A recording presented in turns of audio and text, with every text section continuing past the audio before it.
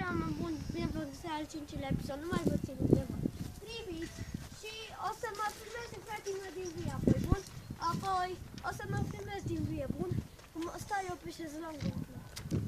Dar nu vreau să mă stresez, da. Și apoi...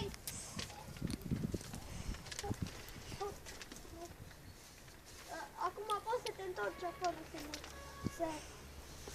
Da, nu, acolo du-te, să vezi cum stau eu în vie. Du-te! Deci, să vă țin la vă. Scuzați-mă de asta, dar trebuie să vedeți cum stau eu în vie. Ca un nenorocit. Du-te, du-te repede. Și orice vedeți, să nu vă supărați. Unde? N-am cum, că aici e gar, știți? Da, unde să mă duc? Du-te repede, acolo, să mă filmez cum stau pe șezlong în vie. Da, știu ce o să ziceți. Că sunt nebun. Sunt nebun. Bumții, bumții, bumții. Yeah! What the fuck? Ce-am dat? Mă duc cu spatele. O să zic mai repede.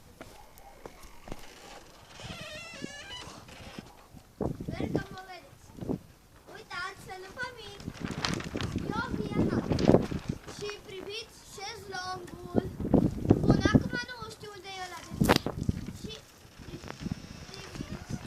Cum zice că eu sunt nebun. Dar chiar, cred că sunt un pic așa nebun.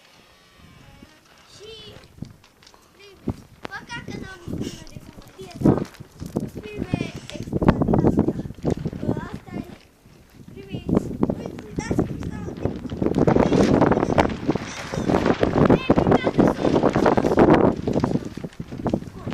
Uitați.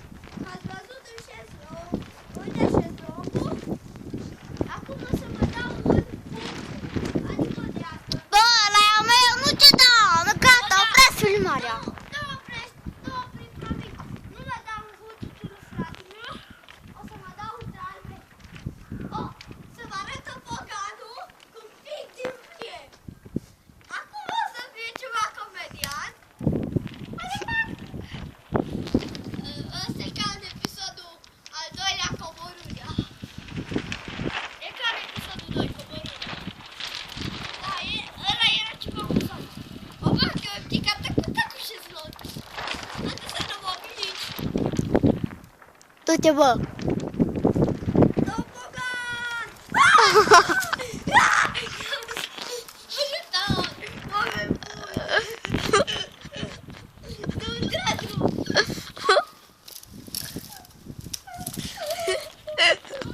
Vedeți? Nu, asta e ceva!